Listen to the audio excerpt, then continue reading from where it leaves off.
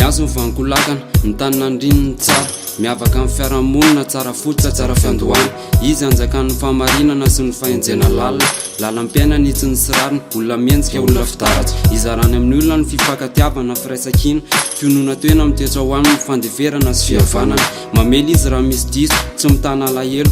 mivavaka ho an'ny fahavalony ny fiainany feno tsy ambaratelo sy mistery mirakitra zava-miafina tsisy pahalalana mahafantatsa arena sarobidy mitoetra anaty ny velany tsy tsarana anatiny toko fitaka ny enjika ivelany izy miavaka amin'ny toetrany sy ny zava-bitana petsana tsy matahotra tsy manahy fa samy joro samy manampy vonina ny afo vonina ny tady vonina ny notsany aino an'ny afo manoka tena mivavaka-isan'andro ny fanano mitoetra eny an'lanitra ny lono mitsaka mianjanja masoandro sy azavana mametro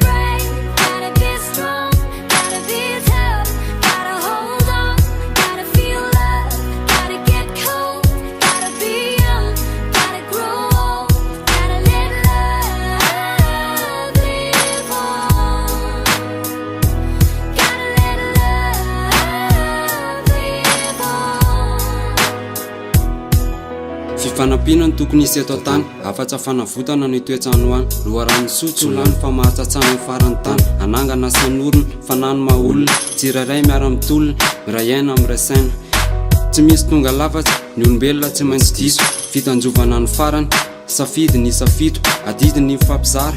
anjaikitra ny fampitsinjo mifanampo fa olombelona mifameno ny famelona solda foana izy hatramin'izay ka hatramin'izao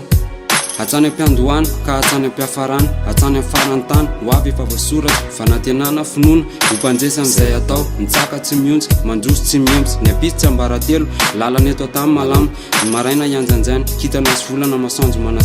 manazava natezina ho tafitatra amin'ny farany satria izy manana tanjona